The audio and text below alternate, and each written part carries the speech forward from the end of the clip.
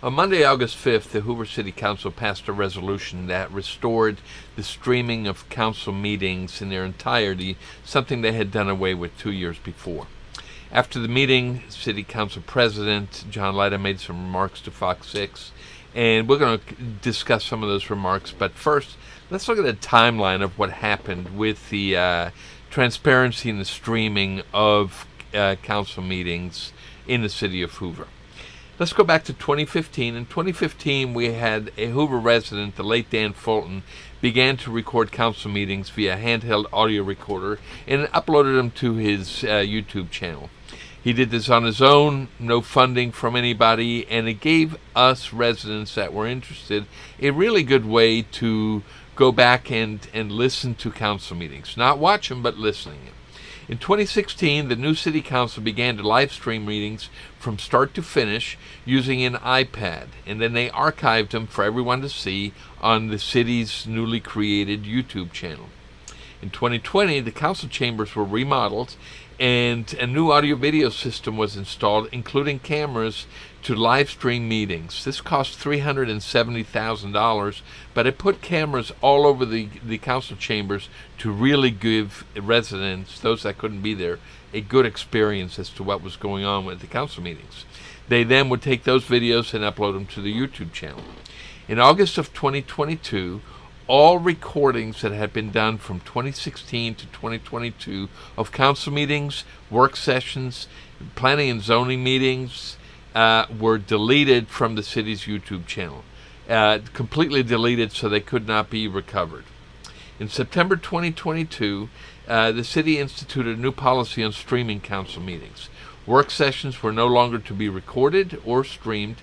Council meetings would begin streaming at the start of action items and stop streaming at the end of the action items. Proclamations, presentations, council comments, public comments would no longer be streamed or recorded. This was at the direction of the council president after a survey was distributed to all City Hall employees. Council members were not in favor of this, but it was not done with their consent.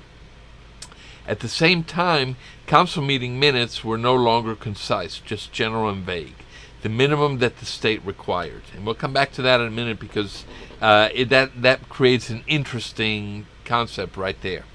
In November 2022, a newly founded organization, the Hoover Channel, something that we created, found all of the deleted city meetings in an archive site and downloaded them. We then uploaded them to the Hoover Channel, to Hoover's YouTube channel for everyone to be able to see.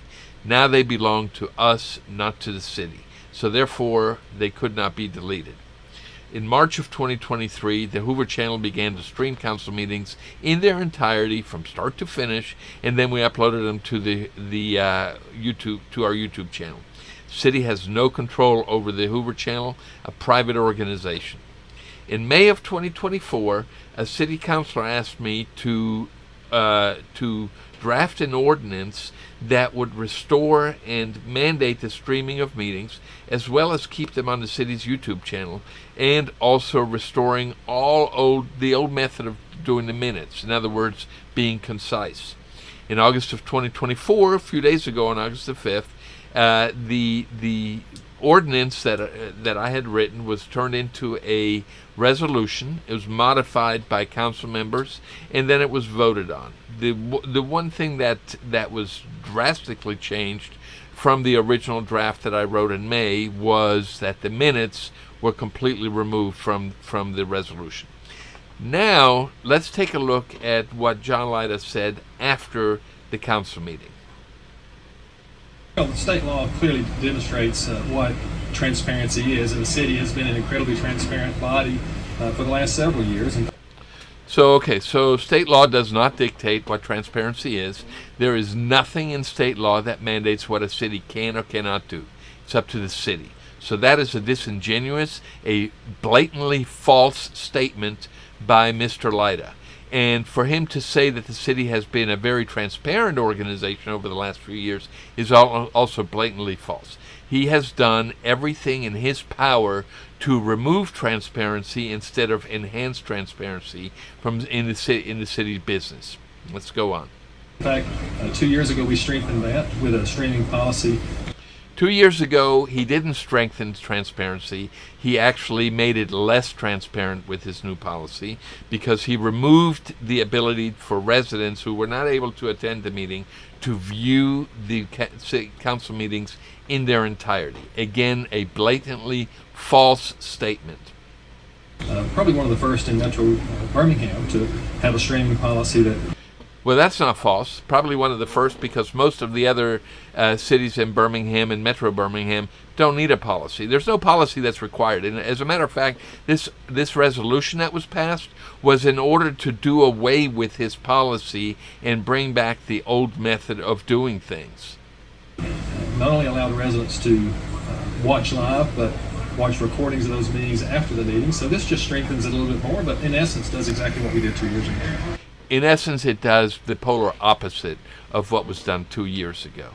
It does strengthen it from what happened 2 years ago, but it's not what he did 2 years ago.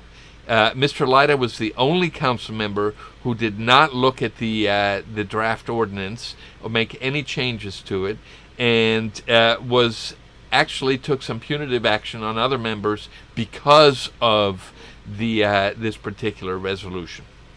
So we're going to go into detail in other videos as to what transparency is. For now, we have restored what we kind of had a couple of years ago in the previous 6 years, but we're not back where we were originally. We still have one problem, and that is the minutes are not concise. The minutes are vague, and that's at the direction of not only Mr. Lyda, but also the city attorney.